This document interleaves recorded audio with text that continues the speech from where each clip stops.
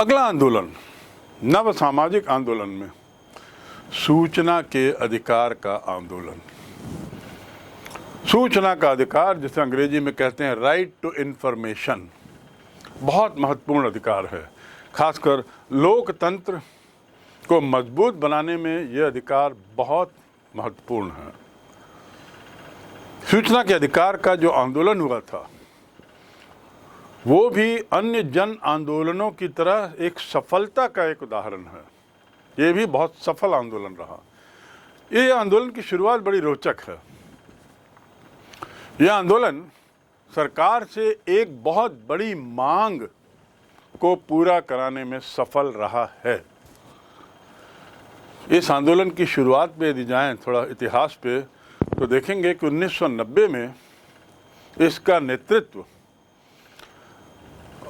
मजदूर किसान शक्ति संगठन कौन कर रहा था? मजदूर किसान शक्ति संगठन नाम की एक संस्था इस आंदोलन का नेतृत्व करती है, और वह भी कहाँ? राजस्थान में। वर्ष कौन सा? 1990। अब अचानक ये आंदोलन नहीं शुरू होता, इसके पीछे एक छोटी सी कहानी है, और वो ये है कि एक गांव में, बहुत पिछड़ा इलाका है राजस्थान का, जिसका नाम भीम है। भीम तहसील में, जैसे कि देश के अन्य क्षेत्रों में, सरकारी पैसे से मजदूर लगाए गए थे और बहुत सारे काम, चाहे सड़क निर्माण का काम, चाहे कुएं की खुदाई का काम, नहर बनाने का काम, तालाब का काम, ऐसे मनरेगा के तहत और अन्य शासकीय योजनाओं के तहत मजदूरों को लगाया जाता है, और फिर उसके बाद उनको दैनिक भत्ते के आधार पे रोज ही उनको मजदूरी दे दी जाती। दिन भर वो काम करते हैं और शाम को उनको मजदूरी दे दी जाती। तो एक प्रकार से वो दैनिक वेतन भोगी मजदूर हैं। आपने देखा होगा, हमारे आपके परिवार से भी बहुत लोग इसके माध्यम से अपना जीवन यापन कर रहे हैं, इस दैनिक वेतन भोगी होने के नाते। और उसका जो अच्छा परिणाम ये है, पहला कि लोगों को रोजगार मिल गया है, दूसरा उनको तनख्वाह उसी दिन मिल जाती है उस दिन के काम की, और तीसरा ऐसा करते हुए विकास भी हो रहा है।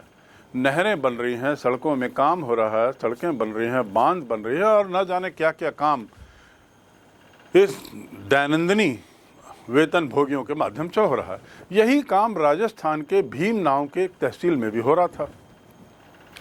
और ऐसा कुछ उन वहाँ के मजदूरों को लगा कि हमें जो पगार मिल रही है रोज, वो जितना हमें वादा किया गया उससे कम मिल रही है। यहाँ के मजदूर अकाल राहत कार्य में लगे थे, और अकाल राहत कार्य के तहत उनसे जो काम करवाए जा रहे थे, काम के एवज में उन्हें पैसा मिलता था। तो उनको शंका हुई कि शायद पैसा हमें कम मिल रहा है। कम का अर्थ ये कि यदि जो रकम तय हुई थी वो रकम से कम इनको दिया जा रहा है, लेकिन जो हस्ताक्षर कराए जा रहे हैं वो पूरी रकम पे कराए जा रहे हैं इन मजदूरों के। साथ ही साथ ये भी शंका थी कि यदि 100 मजदूर काम कर रहे हैं तो जो रजिस्टर बन रहा है उसमें ठेकेदार शायद 150 मजदूरों के नाम लिख रहा है, और 50 जो अतिरिक्त मजदूर हैं उनका दस्तखत करा के, फर्जी दस्तखत या हस्ताक्षर या कुछ अन्य जरिए से, वो 150 लोगों का पैसा सरकार से लेता है रोज, और पेमेंट करता है 100 लोगों को, और वो भी उन 100 लोगों को भी जितने पे दस्तखत कराया उससे कम में। इस शंका के मद्देनज़र जब ये शंका बढ़ती गई तो वहाँ के लोगों ने मांग की कि भाई ठेकेदार को वो रजिस्टर हमको दिखाना चाहिए जिसमें वो हमसे दस्तखत कराता है। वेतन और भुगतान के बिल हमको सामने दिखा दे। उन्होंने उपलब्ध करने को कहा। अब देखिए, गांव के अशिक्षित लोग, मजदूर लोगों की ये मांग हुई, और मांग केवल यही थी कि भाई हमें ये कागज उपलब्ध करा दो जिसमें आप दस्तखत करवाते हो और जिसमें हमसे अंगूठा लगवाते हो और रकम लिखते हो। तो हम देखना चाहेंगे कितनी रकम पे हमसे दस्तखत कराया गया। दरअसल इन लोगों को बार बार यही लग रहा था कि जो डिस्पेंसरी, छोटे बांध और सामुदायिक केंद्रों के निर्माण में उनके साथ भारी घपला हुआ है मजदूरों को लेकर, मजदूरी को लेकर। वो बड़े घपले की आशंका कर रहे थे। और साथ ही उन्होंने देखा कि विकास के काम की योजनाएं तो पूरी हो गई, लेकिन इस सारे काम में बड़ी हेराफेरी हुई है।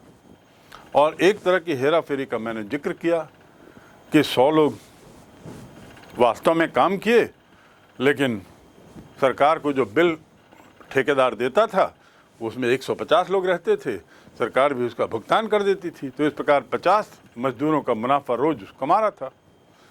अच्छा, जब और गहराई में गए तो मालूम हुआ कि इन 100 मजदूरों में 50 जो जोड़े गए थे, उन 50 में से कई लोग तो वहाँ के निवासी थे ही नहीं। ये 50 वहाँ तो काम किए ही नहीं थे, पहली बात तो ये तय है। ऊपर से इन 50 में से कई ऐसे नाम थे जो उस क्षेत्र के निवासी थे ही नहीं। तो फिर ये कहाँ से आ गए, कौन लोग हैं?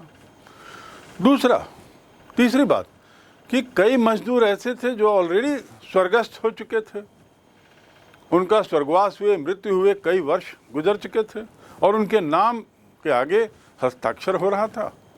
कोई हस्ताक्षर, फर्जी हस्ताक्षर कर रहा था और ठेकेदार फर्जी पैसा निकाल रहा था। तो लोगों का मानना था कि हेरा फेरी का स्पष्ट उदाहरण है।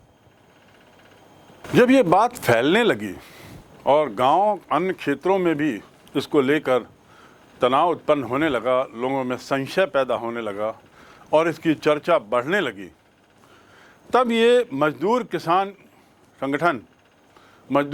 शक्ति संगठन के नेतृत्व में इस बात को और बढ़ाया जाता है, इस दबाव के लिए कि हमें वो कागज बस चाहिए, हमें वो बिल दिखा दें। और एक तरफ सरकार जितना इन लोगों की मांग बिल के लिए होती थी, सरकार उतना ही इनकी मांग को खारिज कर रही थी, रद्द कर देती थी इनकी बात को। कई बार इसमें तनाव भी पैदा हुआ, थोड़ी बहुत हिंसा भी हुई, लेकिन ये एक आंदोलन का रूप लेता गया। ये जो मांग है, जो भीम गांव से शुरू हुई थी, ये धीरे धीरे आंदोलन का रूप लेती गई और फिर इस आंदोलन का नेतृत्व वही मजदूर किसान शक्ति यूनियन कर रही थी।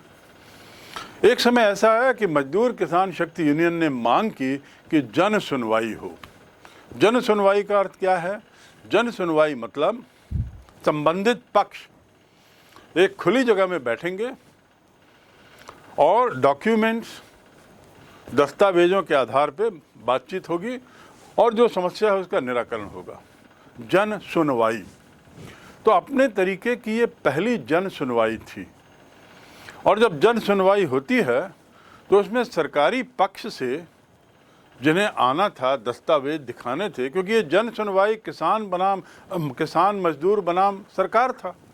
तो सरकार की तरफ से सरकार का पक्ष रखने के लिए जिसने ठेकेदारों को पेमेंट किया है, कोई नहीं आया, ठेकेदार भी गायब थे। तो ये जन सुनवाई बिना सरकारी पक्ष की उपस्थिति के चली और लोगों ने अपनी अपनी बातें रखी और उसमें ये और स्पष्ट होता गया कि ये घोटाला बहुत बड़े स्तर का है। 1994, 1996 ये 2 बार, बल्कि इस काल में कई जन सुनवाई का आयोजन किया गया और धीरे धीरे फिर दबाव इतना बढ़ा कि सरकार को अपना पक्ष रखने के लिए एक संबंधित अधिकारियों को दस्तावेजों के साथ इस जन सुनवाई में भेजना पड़ा। और जब ऐसा हुआ तो बात सामने आ गई, ये स्पष्ट हो गया कि गड़बड़ियां हो रही हैं और बहुत बड़े स्तर पर घोटाले हो रहे हैं। ये दस्तावेजों से स्पष्ट हो गया। इसीलिए तो दस्तावेजों को दिखाने से सरकार इतने वर्ष तक छुप रही थी, दस्तावेजों को सामने नहीं लाना चाहती थी और सोच रही थी कि शायद ये जो विरोध की आवाज़ है धीरे धीरे दब जाएगी, ख़त्म हो जाएगी। लेकिन ऐसा नहीं हुआ, इसने आंदोलन का रूप ले लिया। अंततः ये आंदोलन इतना बढ़ता है और जब सरकार का पक्ष कमज़ोर मालूम होता है तो आंदोलन और तीव्र होता है। अंततः सरकार पर दबाव पड़ता है और सरकार पंचायती राज अधिनियम के तहत एक संशोधन करती है पंचायती राज, क्योंकि ये गांव में मजदूरों का मामला था तो पंचायत से जुड़ा था। उसमें एक संशोधन होता है जिसके तहत जनता को पंचायत के सभी दस्तावेजों को देखने का अधिकार था, और देखने का ही नहीं, प्रमाणित प्रति लेने का अधिकार था। जो भी दस्तावेज पंचायत के पास हैं, जो उस क्षेत्र के लोगों से या क्षेत्र से संबंधित हैं, इच्छुक व्यक्ति उन दस्तावेजों को प्राप्त कर सकता है, उसकी प्रतिलिपि और आधिकारिक प्रतिलिपि प्राप्त कर सकता है। अर्थात सरकार ये मानेगी कि ये दस्तावेज उसने दिए हैं और इसमें किसी भी तरह की गलती सही के लिए वह जिम्मेदार रहेगी। तो ये बहुत बड़ी सफलता, दस्तावेजों की प्रमाणित प्रतिलिपि प्राप्त करने की अनुमति ये उनको मिल गई। और उसके बाद तो घोटाले फूट पड़े। हजारों लोगों ने आवेदन किए दस्तावेजों के लिए और सरकार को विवश थी कि दस्तावेजों को देना। संशोधन के बाद पंचायतों के लिए बजट, लेखा, खर्च, नीतियां और जो लाभार्थी थे, जो मजदूर थे जिनको पैसा मिला था, उनके बारे में सार्वजनिक घोषणा अनिवार्य कर दिया गया। यानी सब कुछ अब खुला होगा। ये जो ठेकेदार चुपके से दस्तखत कराता था रजिस्टर में और उसमें क्या लिखा है, बेचारे अनपढ़ मजदूरों को समझ में नहीं आता था, अब ये सब नहीं। अब जो भी हुआ है उसको बोर्ड में चस्पा कर दिया जाएगा तुरंत, ताकि लोग उसे पढ़ सकें, देख सकें और अपना निष्कर्ष निकाल सकें। सार्वजनिक घोषणा करना अनिवार्य, दस्तावेजों की मूल प्रति न दे करके उसकी छाया प्रति, प्रामाणिक छाया प्रति देना अनिवार्य। और इसके साथ ही पंचायतों को इस मदों के बारे में, कितना पैसा है, कितना खर्च हो रहा है, कितना कहाँ जा रहा है, इसके बारे में नोटिस बोर्ड में सूचित करना और अखबारों में सूचना देना अनिवार्य कर दिया गया। बहुत बड़ा कदम था। इसका परिणाम ये हुआ कि ठेकेदारों द्वारा जो घपला किया जा रहा था बहुत बड़े स्तर पे, वो समाप्त हो गया। और समाप्त नहीं हुआ तो कम से कम उस पर बहुत कड़ी कार्रवाई का अंदेशा रहा और कम हो गया। यद्यपि आज भी कई क्षेत्रों से ऐसी बातें सामने आती हैं कि शायद मजदूरों की संख्या को लेकर, मजदूरों के पगार को, पेमेंट को लेकर कुछ गड़बड़ियां जब तब जाहिर होती हैं, लेकिन ये इसलिए होती हैं क्योंकि ये आंदोलन के परिप्रेक्ष्य में जो सूचना मांगने का अधिकार हमको मिला, उसके तहत हम जान पा रहे हैं। 1996 में मजदूर किसान जो यूनियन है, उसने दिल्ली में सूचना के अधिकार को लेकर एक राष्ट्रीय समिति बनाई। तो अब ये जो किसान यूनियन है, मजदूर किसान शक्ति संगठन, जो अभी तक राजस्थान में सीमित था, वहाँ की सफलता से प्रोत्साहित होकर वहाँ के बढ़ते भ्रष्टाचार को समाप्त करने में जिसने जो बहुत अहम भूमिका निभाई थी, कम से कम ठेकेदार और सरकार की मिलीभगत से जो भ्रष्टाचार हो रहा था उसको रोकने में जो बहुत बड़ी सफलता मिली थी, इस सफलता के परिणाम स्वरूप यह दल, यह संगठन अब दिल्ली की ओर कूच करता है और दिल्ली में एक राष्ट्रीय समिति का गठन करता है। मजदूर किसान शक्ति यूनियन गठित करता है, सरकार नहीं। इस कार्रवाई का लक्ष्य था कि सूचना के अधिकार को एक राष्ट्रीय अभियान बनाना। अभी तक सूचना के अधिकार राजस्थान ही सीमित था, राजस्थान तक ही सीमित था, और वह भी जिस रूप में मैंने बताया 3-4 बातें मानी गई थीं, बस वहीं। अब इन्होंने कहा कि ये बात पूरे देश में जानी चाहिए।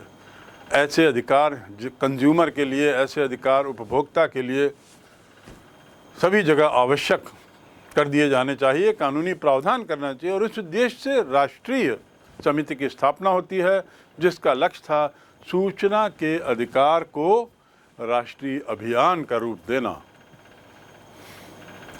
इससे पहले consumer education and research centre, जिसका मैंने पूर्व में जिक्र किया, उपभोक्ता संरक्षण आंदोलन के तहत,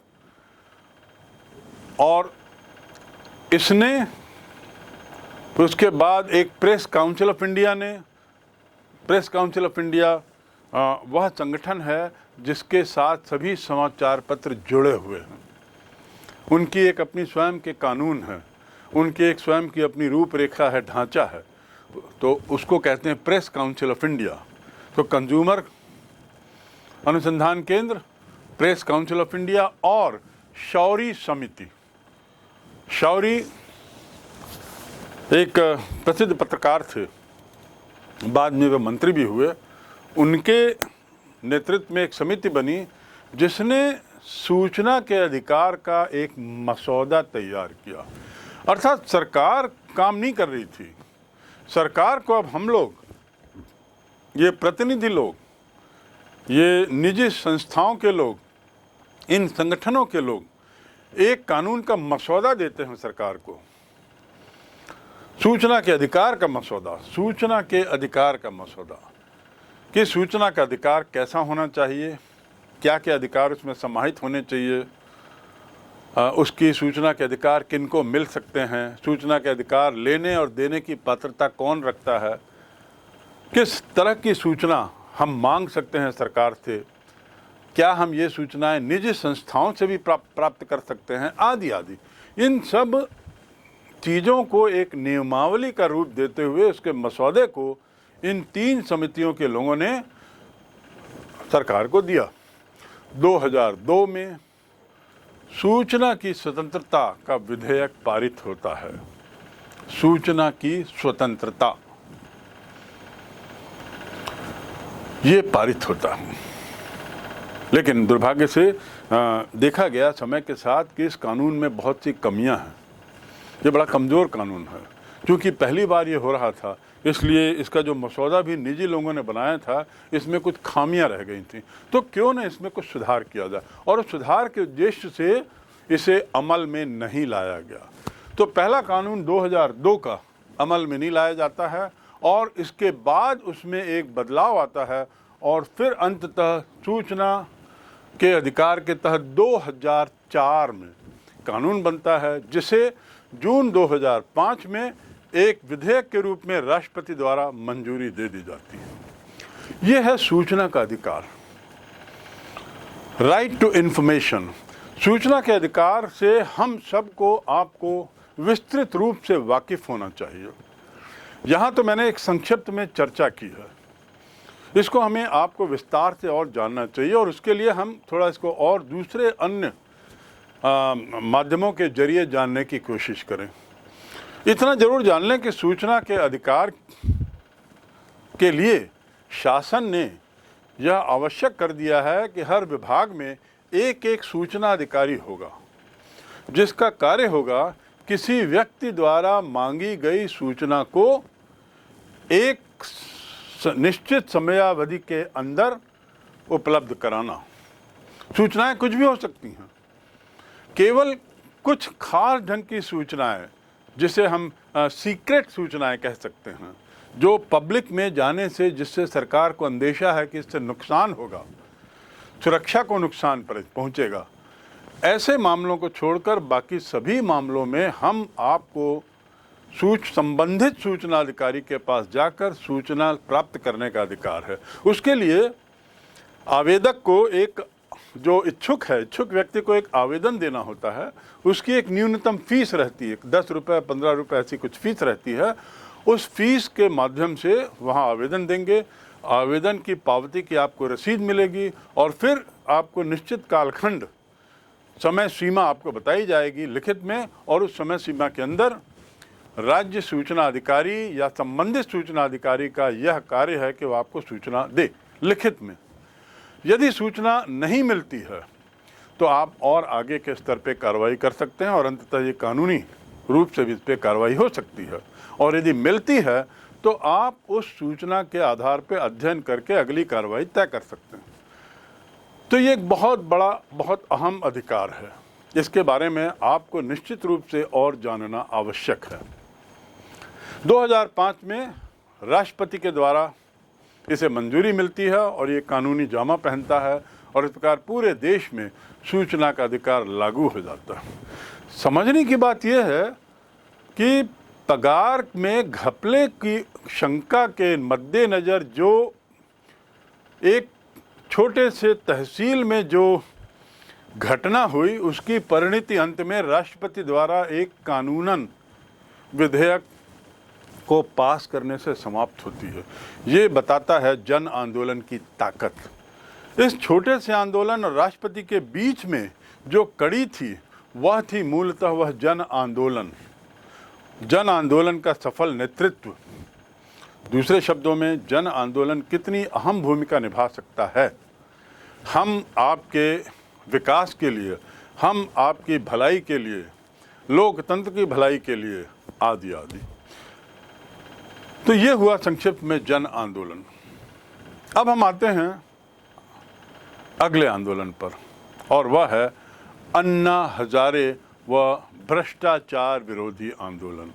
अन्ना हजारे व भ्रष्टाचार विरोधी आंदोलन से तात्पर्य ये है उस आंदोलन का जिक्र किया जा रहा है जो भ्रष्टाचार के खिलाफ था और जिसका नेतृत्व अन्ना हजारे जी कर रहे थे। यह आंदोलन 2011-12 में होता है। यदि मैं आपसे आज पूछूं कि भ्रष्टाचार की देश में स्थिति क्या है, तो हम में से बहुत लोग बड़े निराश होंगे और निश्चित रूप से 99% लोगों का उत्तर तो यही होगा कि देश में भ्रष्टाचार बहुत गहराई तक चला गया है। The corruption has become a cancerous disease in India. Bharat में भ्रष्टाचार ने कैंसर का रूप ले लिया है। हर कदम पर भ्रष्टाचार है। तो क्या ये 2011-12 का आंदोलन असफल रहा? इसके मायने तो यही होंगे कि 2011-12 में अन्ना हजारे जी द्वारा किया गया आंदोलन भ्रष्टाचार के उन्मूलन में असफल रहा। कुल मिलाकर यह आंदोलन असफल रहा। ये हो सकता है आपका निष्कर्ष हो। मेरे विचार से ये सही नहीं होगा इस आंदोलन को इस नज़रिए से देखना और उसे पूरी तरह असफल कह देना, पूरी तरह से खारिज कर देना। तो थोड़ा सा हम इस आंदोलन को भी देखें और इसकी सफलता असफलता पर थोड़ा नज़र दौड़ाएं। जो भी है नए सामाजिक आंदोलन जिसका मैंने पूर्व में जिक्र किया था, नए सामाजिक आंदोलन पूर्व में हुए सामाजिक आंदोलनों से कैसे अलग हैं, उसको यदि आप याद करें तो आप देखेंगे नए सामाजिक आंदोलनों में ये आंदोलन बहुत महत्वपूर्ण माना गया। इस आंदोलन की खासियत ये, जैसे सूचना के अधिकार का आंदोलन, ये आंदोलन किसी समाज विशेष का नहीं था। सूचना का अधिकार किसी वर्ग विशेष का नहीं था। सूचना के अधिकार के लिए आंदोलन किसी क्षेत्र विशेष के लिए नहीं था। इसमें स्वफूर्ति लोग जुड़ते हैं और फिर ये आंदोलन पूरे देश के लोगों के लिए होता है। यद्यपि आंदोलन का नेतृत्व मजदूर किसान शक्ति संगठन कर रहा था, पर इस आंदोलन का जो परिणाम निकला, इसने देश के हर एक व्यक्ति को छुआ है, क्योंकि इसके निकले हुए परिणाम से कोई भी व्यक्ति अब सूचना पाने का अधिकार रखता है। उसी प्रकार अन्ना हजारे का भ्रष्टाचार विरोधी आंदोलन भी नए सामाजिक आंदोलनों की श्रेणी में एक बहुत सफल आंदोलन माना जा सकता है। यह आंदोलन भ्रष्टाचार के खिलाफ था, और जब किसी चीज के खिलाफ आंदोलन होता है, आंदोलन की स्थिति आती है, इसके मायने ये कि बहुत समय से उसका विरोध चल रहा होगा, पहले छोटे स्तर पर, फिर थोड़े बड़े दायरे में, फिर और बड़ा और अंततः वो आंदोलन का रूप लेता है। जैसा कि मैंने आपको सूचना के अधिकार तहत बताया, भीम तहसील से शुरू हुआ विद्रोह या विरोध तो बहुत बड़ा शब्द होगा, विरोध अंत में जाकर सूचना के अधिकार के रूप में बदलता है। ऐसे ही भ्रष्टाचार चूंकि इतना गहरा हो चुका था, भ्रष्टाचार की जड़ें इतनी गहरी हो चुकी थी कि वो हर व्यक्ति को प्रभावित कर रही थी, हर आदमी त्रस्त था, तो उसके विरोध में आंदोलन होता है। इस आंदोलन का नेतृत्व प्रसिद्ध गांधीवादी सामाजिक कार्यकर्ता, गांधी विचारधारा वाले सामाजिक कार्यकर्ता अन्ना हजारे द्वारा किया जाता है, जो महाराष्ट्र से हैं और पक्के गांधीवादी विचारधारा के थे। ये आंदोलन दिल्ली में चलाया जाता है। उन 2011-12 में दिल्ली में चलाया गया भ्रष्टाचार विरोधी आंदोलन। अब अन्ना हजारे अपने संगठन के साथ, अपने फॉलोअर्स, अनुयायियों के साथ वहाँ आंदोलन में बैठते हैं।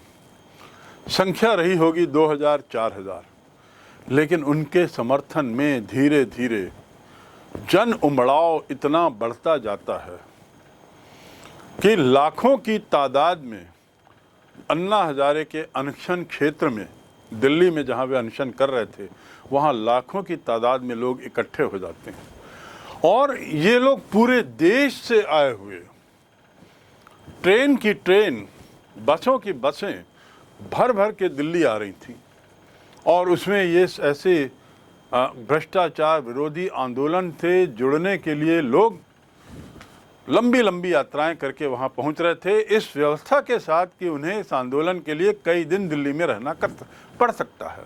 आप कल्पना कर सकते हैं कि भ्रष्टाचार के विरुद्ध लोगों के मन में कितनी उग्रता थी कि वे भी, हर व्यक्ति अब इस आंदोलन से जुड़ना चाहता था। और परिणाम यह होता है कि एक देशव्यापी आंदोलन बन जाता है। एक छोटा सा आंदोलन जो अन्ना हजारे जी के द्वारा दिल्ली में शुरू किया गया, वह देशव्यापी आंदोलन बन जाता है। देश के विभिन्न शहरों में युवक, छात्र, जागरूक वर्ग इस आंदोलन को समर्थन देता है। जो लोग दिल्ली पहुंच के आंदोलन में शामिल हुए, उनकी संख्या अलग, और हर क्षेत्र, हर जिला, तहसील में इस आंदोलन के समर्थन में लोग अनशन पे बैठे, लोग विरोध में बैठे, लोग हड़ताल किए, आदि आदि। लोगों ने रैलियां की, लोगों ने गोष्ठियां आयोजित की, आदि आदि। यहां तक कि इस आंदोलन को सफल बनाने के लिए शारीरिक रूप से जो लोग गए, शारीरिक रूप से जिन्होंने रैलियों में भाग लिया, इस तरह के आयोजन के अलावा पहली बार देखा गया कि किसी आंदोलन की विशालता को, किसी आंदोलन के दायरे को बढ़ाने के लिए ट्विटर, फेसबुक, व्हाट्सएप ऐसे सोशल मीडिया के माध्यमों का भरपूर उपयोग किया गया। ये जो सोशल मीडिया के जो जरिए थे, इसमें लोगों ने करप्शन के खिलाफ अपनी भड़ास निकाली, करप्ट लोगों के खिलाफ अपने विचार रखे, अन्ना हजारे आंदोलन को खुलकर समर्थन दिया, आदि आदि। इस आंदोलन को संक्षिप्त में इंडिया अगेंस्ट करप्शन आंदोलन कहा गया। ये जो आंदोलन है, इसका नाम क्या है? India against corruption. जब भी ये नाम आएगा तो समझ जाइएगा 2011-12 का दिल्ली का आंदोलन, जिसका नेतृत्व अन्ना हजारे करते हैं, इंडिया अगेंस्ट करप्शन। एक और जहां ये आंदोलन भ्रष्टाचार के खिलाफ था और इसकी नींव में भ्रष्टाचार का विरोध, भ्रष्टाचार के खिलाफ संवैधानिक प्रावधान की मांग उद्देश्य था, वहीं दूसरी ओर इस आंदोलन के माध्यम से अन्ना हजारे जी एक और नया प्रयोग कर रहे थे, और वह था ऐसा कानूनी प्रावधान करना जिसमें जो चुनाव होते हैं, लोकसभा, विधानसभा आदि के चुनाव या कोई भी चुनाव, उस चुनाव में उम्मीदवारों के नाम रहते हैं, एक नाम और जोड़ा जाने का प्रावधान, और वह नाम था नोटो, अर्थात नन ऑफ द ऑप्शंस। इसके मायने क्या? इसके मायने ये कि जनता को इस बात का अधिकार होना चाहिए कि वह उस क्षेत्र में जहां से वह मतदान करेगा, उस क्षेत्र के यदि किसी भी उम्मीदवार के पक्ष में वोट नहीं डालना चाहता, लेकिन फिर भी मतदान करना चाहता है, तो वह इसके बटन को दबा दे, जिसे संक्षिप्त में नोटो कहते हैं। नोटो के बटन को दबा दे, यानी सभी प्रत्याशियों के प्रति अपनी अस्वीकृति देने का बटन। ख्याल करिए, एक बहुत बड़ा दूरगामी कदम था। मतदाताओं को, सभी प्रत्याशियों को अस्वीकृत करने का प्रावधान, अस्वीकृत करने का अधिकार। पहले क्या होता था, यदि चुनाव में हमको लगता है कि उम्मीदवार कोई भी अच्छा नहीं है, तो मेरे पास दो रास्ते थे। एक तो या तो इन उम्मीदवारों में जो सबसे अच्छा हो, सभी उम्मीदवार खराब हैं लेकिन इनमें एक कम खराब है, न्यूनतम खराब, उसको हम वोट दे दें। या दूसरा रास्ता था हम मत देने ही ना जाएं। लोगों ने दूसरा रास्ता अख्तियार किया, ज़्यादा लोगों ने। ऐसी स्थिति बढ़ती चली गई जब लोग मतदान केंद्र जाना ही धीरे धीरे कम करने लगे, और उसका कारण था उम्मीदवारों के प्रति उनकी निराशा, उम्मीदवारों के प्रति उनका असंतोष, गहन निराशा, गहन असंतोष। ऐसी स्थिति में मतदान का प्रतिशत कम होने लगा, और यदि मतदान का प्रतिशत इस दर से कम होगा तो निश्चित रूप से ये लोकतंत्र के लिए और एक बहुमत वाले चुनाव के लिए खतरा है।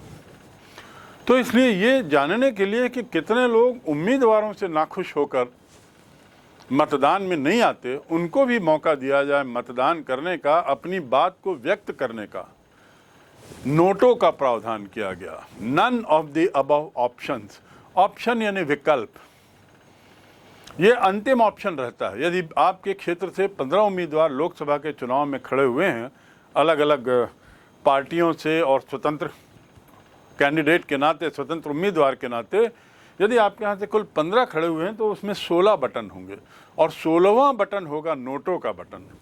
यदि इसमें से आप किसी भी उम्मीदवार से संतुष्ट नहीं हैं, निराश हैं, उम्मीद नहीं करते हैं किसी सुधार की, आपके क्षेत्र के विकास की, तो नोटों के बटन को दबा सकते हैं।